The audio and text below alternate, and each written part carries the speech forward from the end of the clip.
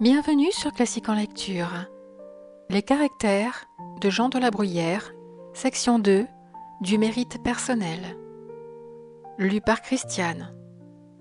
Qui peut, avec les plus rares talents et le plus excellent mérite, n'être pas convaincu de son inutilité, quand il considère qu'il laisse en mourant un monde qui ne se sent pas de sa perte, et où tant de gens se trouvent pour le remplacer. De bien des gens, il n'y a que le nom qui vaille quelque chose. Quand vous les voyez de près, c'est moins que rien, de loin, ils imposent. Tout persuadé que je suis que ceux que l'on choisit pour de différents emplois, chacun selon son génie et sa profession, font bien, je me hasarde de dire qu'il se peut faire qu'il y ait au monde plusieurs personnes, connues ou inconnues, que l'on n'emploie pas, qui feraient très bien. Et je suis induit à ce sentiment par le merveilleux succès de certaines gens que le hasard seul a placées et de qui jusques alors on n'avait pas attendu de fort grandes choses. Combien d'hommes admirables et qui avaient de très beaux génies sont morts sans qu'on en ait parlé. Combien vivent encore dont on ne parle point et dont on ne parlera jamais. Quelle horrible peine à un homme qui est sans prôneurs et sans cabale, qui n'est engagé dans aucun corps, mais qui est seul, et qui n'a que beaucoup de mérite pour toute recommandation, de se faire jour à travers l'obscurité où il se trouve, et de venir au niveau d'un fat qui est en crédit. Personne presque ne s'avise de lui-même du mérite d'un autre. Les hommes sont trop occupés d'eux-mêmes pour avoir le loisir de pénétrer ou de discerner les autres. De là vient qu'avec un grand mérite et une plus grande modestie, l'on peut être longtemps ignoré. Le génie et les grands talents manquent souvent, quelquefois aussi les seules occasions, tels peuvent être loués de ce qu'ils ont fait et tels de ce qu'ils auraient fait.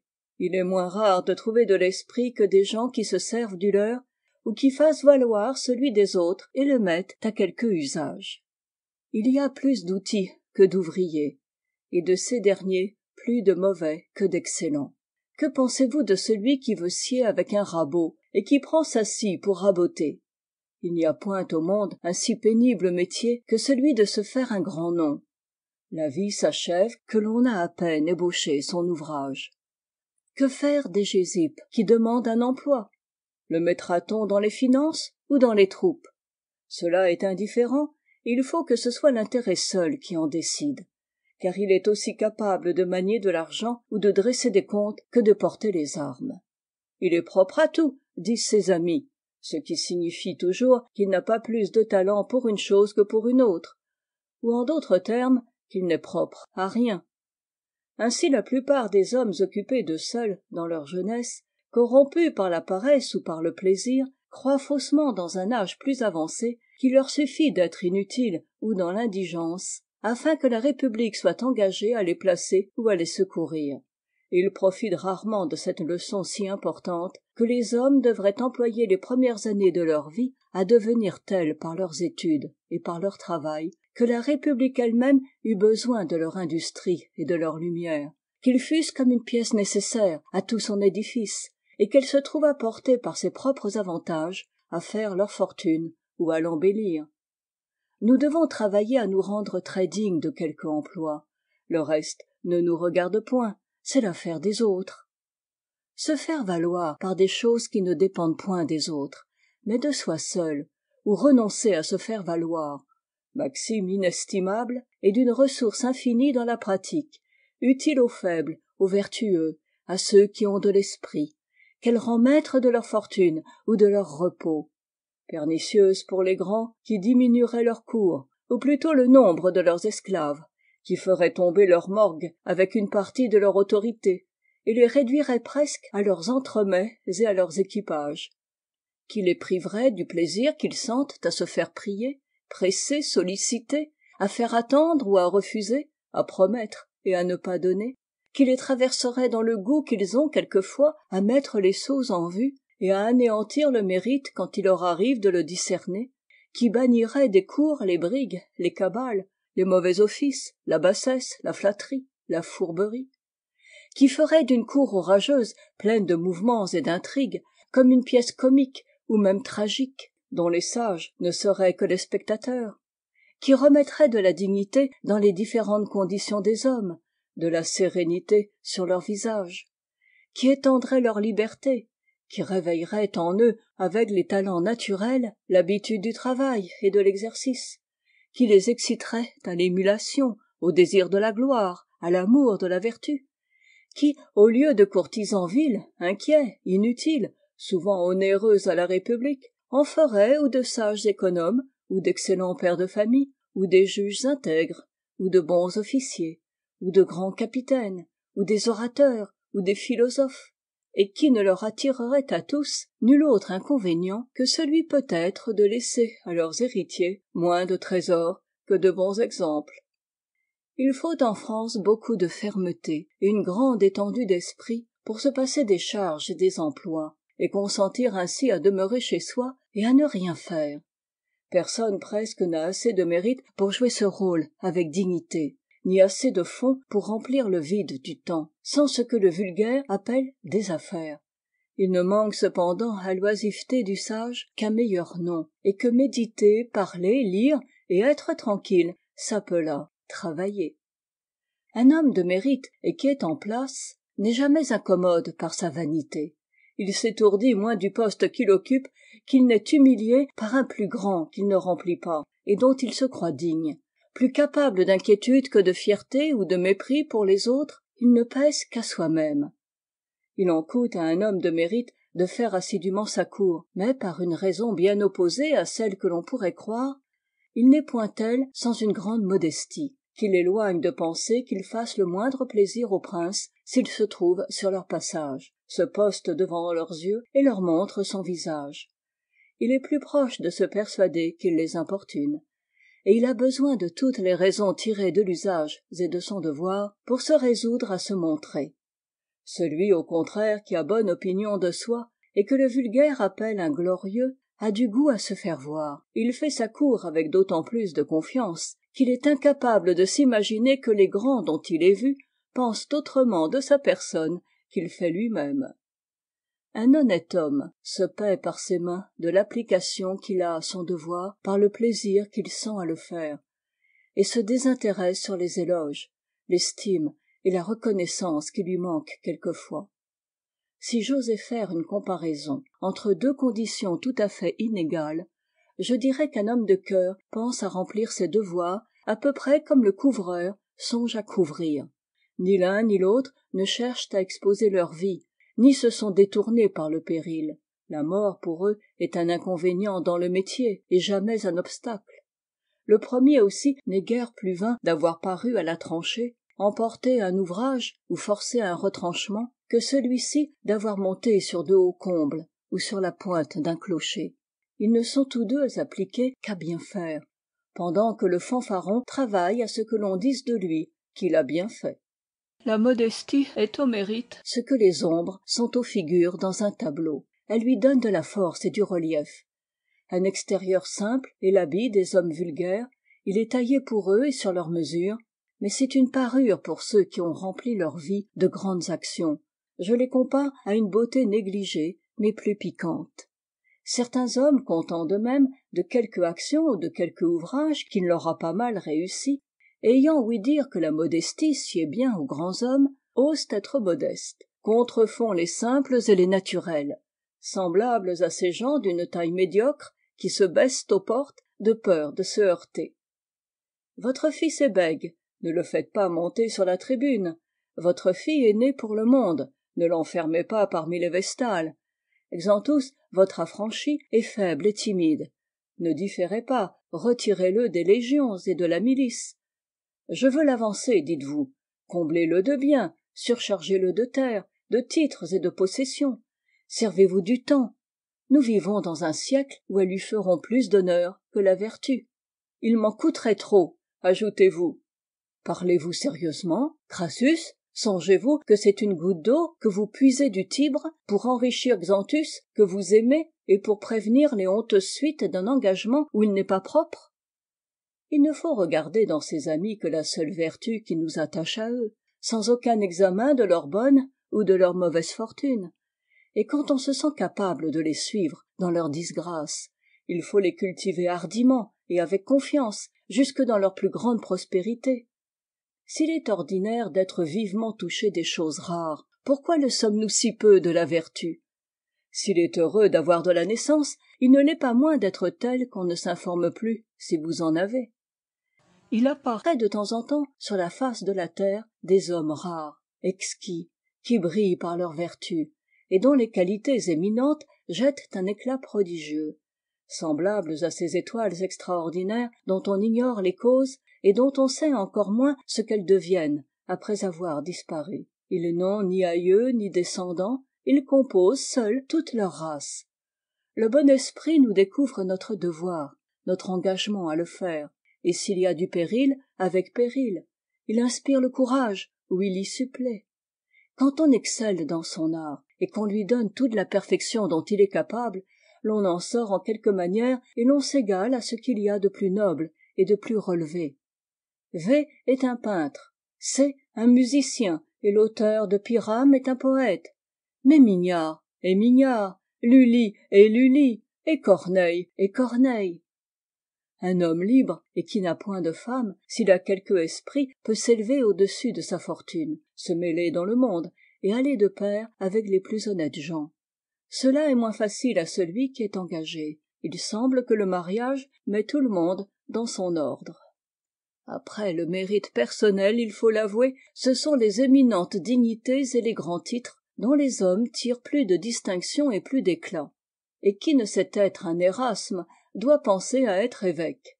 Quelques-uns, pour étendre leur renommée, entassent sur leur personne des pairies, des colliers d'ordre, des primaties, la pourpre. Ils auraient besoin d'une tiare.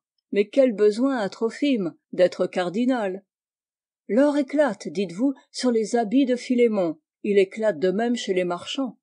Il est habillé des plus belles étoffes.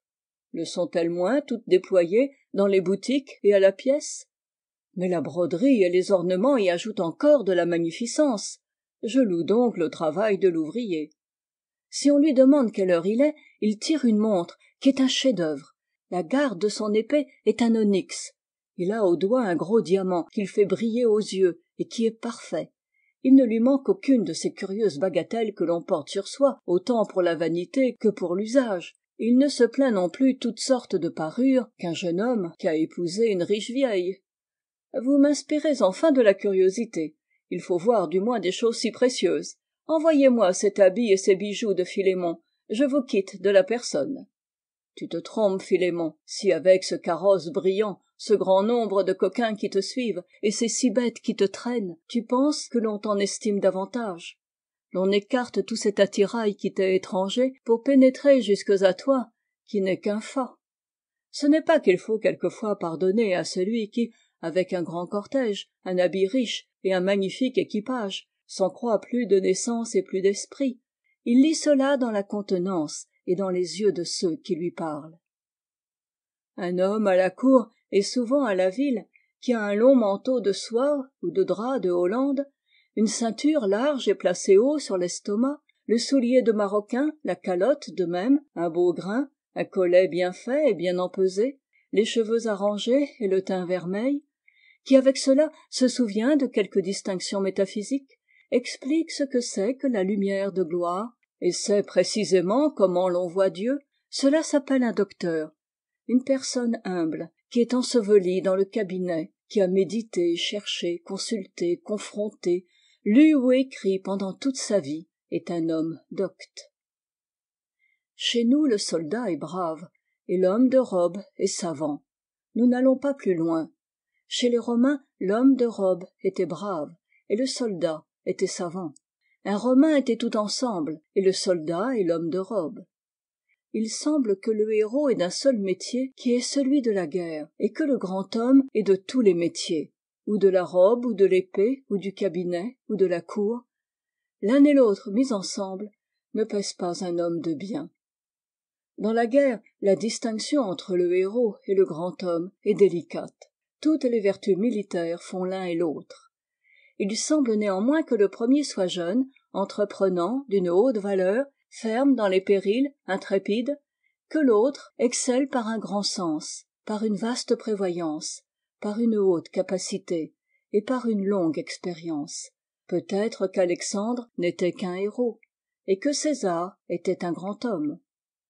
Émile était né ce que les plus grands hommes ne deviennent qu'à force de règles, de méditation et d'exercice. Il n'a eu dans ses premières années qu'à remplir des talents qui étaient naturels et qu'à se livrer à son génie. Il a fait, il a agi avant que de savoir, ou plutôt il a su ce qu'il n'avait jamais appris. Dirais-je que les jeux de son enfance ont été plusieurs victoires?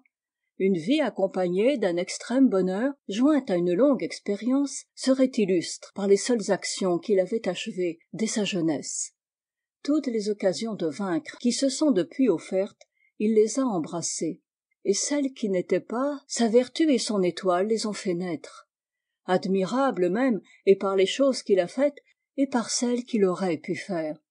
On l'a regardé comme un homme incapable de céder à l'ennemi, de plier sous le nombre ou sous les obstacles, comme une âme du premier ordre, pleine de ressources et de lumière, et qui voyait encore où personne ne voyait plus, comme celui qui, à la tête des légions, était pour elle un présage de la victoire, et qui valait seul plusieurs légions, qui était grand dans la prospérité, plus grand quand la fortune lui a été contraire.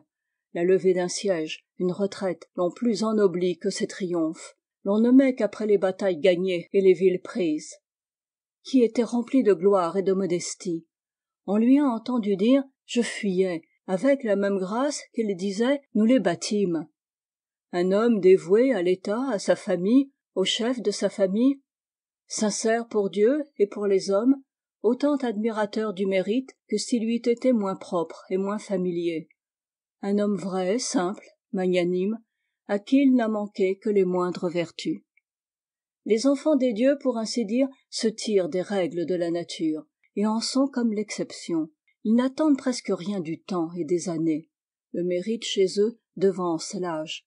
Ils naissent instruits, ils sont plutôt des hommes parfaits que le commun des hommes ne sort de l'enfance.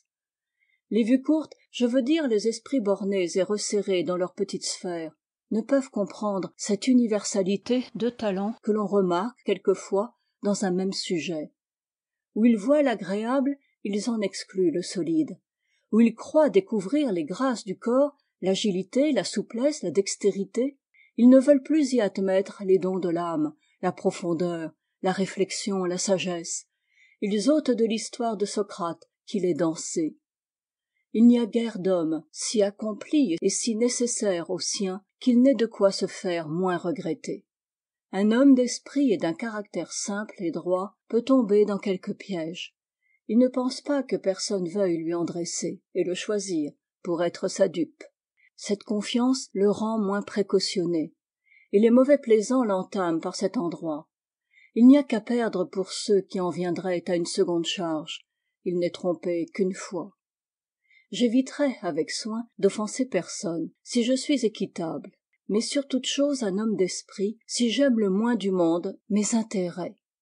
Il n'y a rien de si délié, de si simple et de si imperceptible, où il n'entre des manières qui nous décèlent. Un sot ni n'entre, ni ne sort, ni ne s'assied, ni ne se lève, ni ne se tait, ni n'est sur ses jambes comme un homme d'esprit. Je connais Mops d'une visite qu'il m'a rendue sans me connaître. Il prie des gens qu'il ne connaît point de le mener chez d'autres dont il n'est pas connu. Il écrit à des femmes qu'il connaît de vue. Il s'insinue dans un cercle de personnes respectables et qui ne savent quel il est. Et là, sans attendre qu'on l'interroge, ni sans sentir qu'il interrompt, il parle, et souvent, et ridiculement. Il entre une autre fois dans une assemblée, se place où il se trouve, sans nulle attention aux autres, ni à soi-même. On l'ôte d'une place destinée à un ministre, il s'assied à celle d'un duc et pair. Il est là précisément celui dont la multitude rit, et qui seul est grave, et ne rit point. Chassez un chien du fauteuil du roi, il grimpe à la chaire du prédicateur. Il regarde le monde indifféremment, sans embarras, sans pudeur. Il n'a pas, non plus que le sot, de quoi rougir. Cels est d'un rang médiocre, mais les grands le souffrent. Il n'est pas savant, il a relation avec les savants. Il a peu de mérite, mais il connaît des gens qui en ont beaucoup. Il n'est pas habile, mais il a une langue qui peut servir de truchement, et des pieds qui peuvent le porter d'un lieu à l'autre. C'est un homme né pour les allées et venues, pour écouter des propositions et les rapporter, pour en faire d'office, pour aller plus loin que sa commission et en être désavoué, pour réconcilier des gens qui se querellent à leur première entrevue, pour réussir dans une affaire et en manquer 1000, pour se donner la gloire de la réussite et pour détourner sur les autres la haine d'un mauvais succès. Il sait les bruits communs, les historiettes de la ville, il ne fait rien, il dit ou il écoute ce que les autres font, il est nouvelliste, il sait même le secret des familles, il entre dans de plus hauts mystères, il vous dit pourquoi celui-ci est exilé et pourquoi on rappelle cet autre, il connaît le fond et les causes de la brouillerie des deux frères et de la rupture des deux ministres. N'a-t-il pas prédit aux premiers les tristes suites de leur mésintelligence? N'a-t-il pas dit de ceux-ci que leur union ne serait pas longue? N'était-il pas présent à de certaines paroles qui furent dites? N'entra-t-il pas dans une espèce de négociation? Le voulut-on croire? Fut-il écouté? À qui parlez-vous de ces choses? Qui a eu plus de part que celle-ci à toutes ces intrigues de cour? Et si cela n'était ainsi, s'il ne l'avait du moins ou rêvé ou imaginé, songerait-il à vous le faire croire? Aurait-il l'air important et mystérieux d'un homme revenu d'une ambassade? Ménippe est l'oiseau paré de divers plumages qui ne sont pas à lui.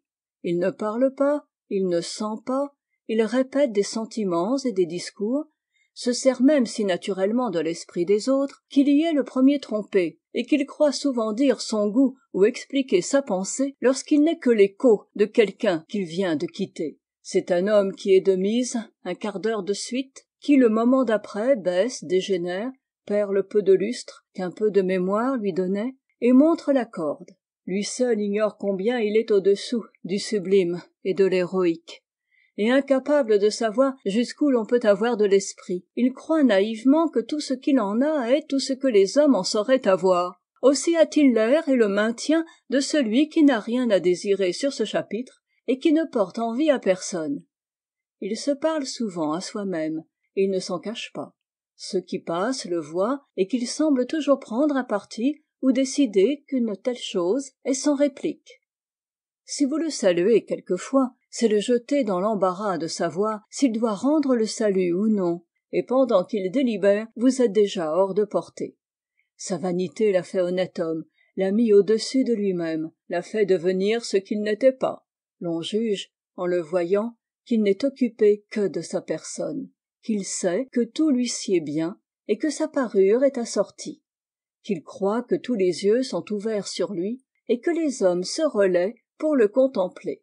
Celui qui, logé chez soi dans un palais avec 2 appartements pour les 2 saisons, vient coucher au Louvre dans un entresol, n'en use pas ainsi par modestie, cet autre qui, pour conserver une taille fine, s'abstient du vin et ne fait qu'un seul repas, n'est ni sobre ni tempérant.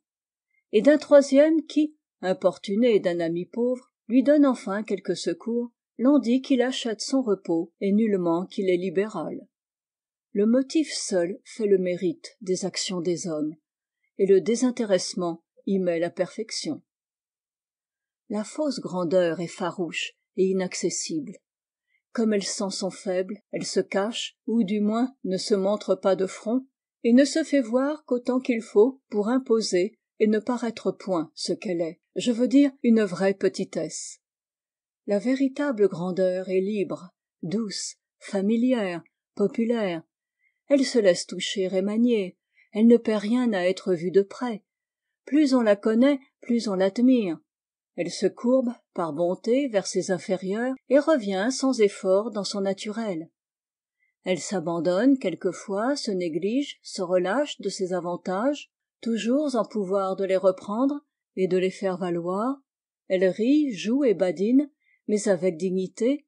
On l'approche tout ensemble, avec liberté et avec retenue. Son caractère est noble et facile, inspire le respect, la confiance, et fait que les princes nous paraissent grands et très grands, sans nous faire sentir que nous sommes petits. Le sage guérit de l'ambition par l'ambition même. Il tente à de si grandes choses qu'il ne peut se borner à ce qu'on appelle des trésors, des postes, la fortune et la faveur. Il ne voit rien dans de si faibles avantages qui soient assez bons et assez solides pour remplir son cœur et pour mériter ses soins et ses désirs. Il a même besoin d'efforts pour ne les pas trop dédaigner. Le seul bien capable de le tenter est cette sorte de gloire qui devrait naître de la vertu toute pure et toute simple. Mais les hommes ne l'accordent guère, et il s'en passe. Celui-là est bon qui fait du bien aux autres. S'il souffre pour le bien qu'il fait, il est très bon. S'il souffre de ceux à qui il a fait ce bien, il a une si grande bonté qu'elle ne peut être augmentée que dans le cas où ses souffrances viendraient à croître. Et s'il en meurt, sa vertu ne saurait aller plus loin. Elle est héroïque, elle est parfaite. Merci d'avoir écouté Les caractères de La Bruyère sur Classique en lecture. Si cette vidéo vous a plu, vous pouvez la partager. Vous pouvez aussi aider la chaîne à se développer. Pour cela, n'hésitez pas à liker, vous abonner et activer la cloche des notifications pour être prévenu lorsque je sors une nouvelle vidéo de lecture. Vous pouvez également me donner vos impressions dans les commentaires. À très vite sur Classique en lecture.